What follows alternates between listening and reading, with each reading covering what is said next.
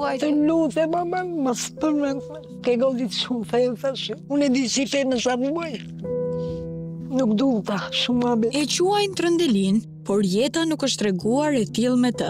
Kalvari i saj i vuajtjeve nisi rreth 26 vite më parë, kur familja prej 5 antarësh mori një goditje të rëndë nga humbja e parakohshme e bashkëshortit, duke u detyruar të i bënte ballë jetës bashkë me 3 fëmijët ende të vegjël. 38 vjeçë kur ka dek bori. Si ishte në atë moshë me 3 fëmijë? Zoti e di dhe unë. Jetë një gjak, se jam një njeri që kam dhe gjak shumë. Dhuruse gjaku kam dhe 270 gjak. Një shumë e kena kalon jetën me lodhje, me sakrifica, me marrë borgje, me la borgje. Kisha vjenëra me pas gjallë, shkonin të vjera fëmijët, unë poshtë se ishin shkutur. Kisha të benja, s'kisha. Fatkeqësia e parakohshme rënoi ekonomikisht familjen e mbetur pa kryefamiljarin, ndaj si mira familje shqiptare, edhe Adelina, siç e njohin të gjithë, vendos të emigrojë nga Shkodra në drejtim të Greqisë, me shpresën se gjëra do të rregulloheshin. Mendova, thash, shes shtëpi, tik thash, s'kam qa bëj. Shita shtëpi motër, mora fëmijët edhe ika në Kosh. Pre Koshës, unë në Greqi, se nga Kosha e kisha më kollaj. Edhe ato le këte shtëpisë që mikën, ja shumë mikën, rrugë. Por gjërat në emigrim nuk shkuan bar, ashtu siç ajo kishte menduar. Ndaj pak vite më vonë, vendosi të kthehej në Shqipëri, ku jeta do t'i rezervonte një tjetër surprizë të pakëndshme. Unë të ndetesha në balkon, ta në bje, ndajt kema përgjysëm. Këthujet kem. Qoj djali se ishte fjetë, se ishte thulli tret, qoj morani, qoj ma që kema përgjysëm. Qa është ajo kema shë? Po këthuj më imam thash. As dhimi, as gjë. Bëno pedima ta, mua më futë, u du në hekës, që më kanë futë, më kem prej këtu dhe aty e kam poshtë. Dhe një muaj e gjysë spital, më buket, dola për spitalit, erdha në shtëpi. Muajt kalonin, dhe shqetësimet e saj sa vinin e shtoheshin. Mundësia për të lëvizur vetë e për të marrë me gjërat e përditshme, qoftë dhe me higjienën personale, u bë një mision thuajse i pamundur. Dhe isha muqur, nuk qohem do. Po si ja bën? Një shumë e sakrifica me, vetë. Po për në banjë? Po sa e bëjmë në banjë, aroje banjë. Në banjë nuk shkoj do. Po për të bërë dush, për të kryer nevojat e tuaja? Ja, po bëj 2 muaj unë pa ula. 2 muaj, fix. Duhen 2 veta me më qu, me karocë, se syna s'karocë në tualet, se është e vogël. Lena ma të lutë, mama, se po më qëllon të ama më shpitat, më s'dua të tërë. Jo, unë nuk e kam qëllim të bëj të ndjesh, thjesht duam të dim vuajtje. Të lutë, mama, mos përmend. Ke godit shumë thellë, thash. Unë e di si fenë sa vuaj. Nuk du ta, shumë abe. Aksidenti që i ndryshoi jetën e detyroi Adelinën të rikthehej sërish në Shkodër, ku e pritën Vjera, pa aty Vjera ishte vajzën. Po rinja ndenja, aty djali ndenja 6 muaj. Pastaj morëm qira. Djali, gjeti punë këtu në Shkodër? Ka marrë jetë banakjer punon, po djali në banë. Kjo dhomë që po shëndrojmë, për dikë mund të jetë tepër minimale, por për Adelinën është gjithë jeta e saj. Në këtë divan, ajo kalon pjesën më të madhe të ditës, ndërsa me këtë karrocë, që zë gjysmën e hapësirës së dhomës, përpiqet sa për të mbajtur veten në lëvizje. Ti flen po këtu? Po këtu me ja këtu jo, në dhomë tjetër në asnjëherë. Nuk shkoj dot në dhomë tjetër. Djali ndes lavatiçin i vetë teshat, ai bën stera, mos. Po për të ngrënë, për të gatuar. Djali kur vjen, bëndojnë oris, pilaf, makaron, vjen kunata, nëse të gatshme, gatuan, bëndojnë dyrek një kështu. Nuk ke familjar të tjerë që vinë takojnë të të shërbejnë? Ja. Më falë. Një përmbesa ke?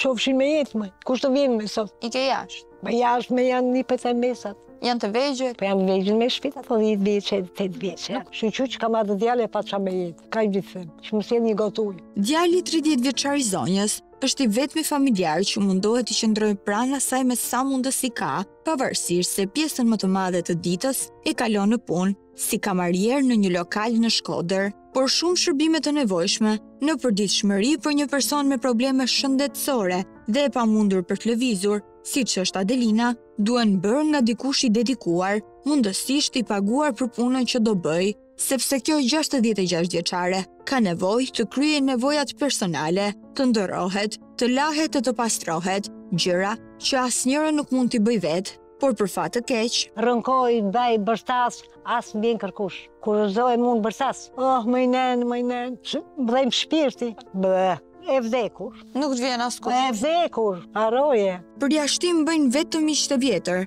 që nuk harrojnë ta vizitojnë her pas here, duke i sjellë gjërat për të cilat mund të ketë nevojë. Vjen dhe një shoqe e them, me korë mu s'kam bebelina me korë. Po të shkeme ti si gjej unë. Më ka atë një vajzë, që më ka sin vazhdimisht bebelina. Po s'meri njeri këtu të mjap mua, u vdes për të ngrem. Shkurt mua beti, del shpirti. Në las dal njeri jashtë, për me marë, hajë, vetë ma dritare, oksigjen të ngopen, të më raj djeli. Unë vetëm këtu u myka këtu brenda. Pas aksidentit që i shkaktoi kufizim të aftësive për televizor, Adelina u interesua për kemp, po përgjigja ishte befasuese për të. U interesua djali. Djali nuk i takon. Por pas ca kohësh, vlerësimi ishte krejt i ndryshëm nga i pari. Ma nëzorën kembin, një mbrekulli, një mbrekulli. Kush t'i bëri letrat, të ndihmoj dikush? Kjo i bashkisë. Kjo tena, kjo. Nuk habita. Hajë, thash, si do më bësh kembin ti mua, thash. Po, me tha kemb. A, që do dalë 170. Jo, do ta bëj kembin e mirë, tha. 430. Por sa zgjati kjo ëndër e bukur. 6 muaj u pre me gësher. Po pse? E din ata, nuk e di. Po si e përfitove ti dhe tani nuk të takon? Unë tash i do të më ushqu, çdo 6 muaj të fut në skanin. Po në skanin unë jam fut sa u bëra e vdekur e në fundit. Sisha e zonja më, se unë ka magnetën kem. Çoreze më, vdisha më, mbarova. Uaja, mua i duart, më gjithë u bëra. Jo, unë tash skanin me zbethash. Ai kanë brenda ta skanin. Justifikim me bes skanin. Prap, mujt të kokës më bën. A kontaktove me këtë që thua ti që çfarë ndodhi me kempin? Me në shumë nerva, nuk merren me këtë punë, më intereson.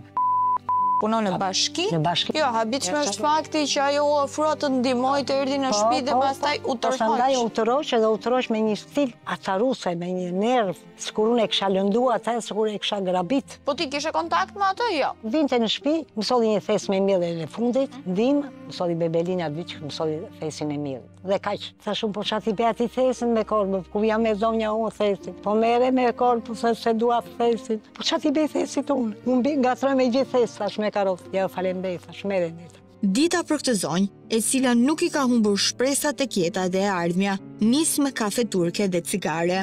Edhe pse ora shënonte 11 e paradites dhe deri në këtë orë duhej të kishte konsumuar kafen e dytë, Adelina na priti që kafen t'ja shërbejmë ne. Kafen turke, a e pisa, unë shikoj aty Po, që si, ke finxhan ma. kafe. Marr e pi dhe e kthej. Aha. Edhe e kthej finxhan. Dita Po shohësh. si dita shoh. Dita Po e shohësh. shoh se jam koçare. Tha bëj një kafe unë ty tani apo e ke pirë? Jo, se kam pirë. Ta bëj. Po, një do bëj një. E dali.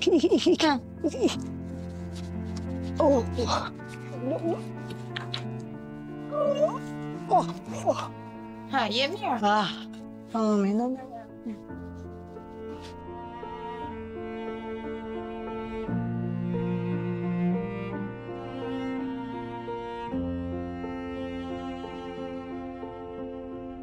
Unë falë, po të kem unë falë, po jam bërë për me më falë tash, qa të bëj. Edhe me qanë nuk është gjë, më qanë zemra brenda sa mundet, dite në, vajton, me allet qka,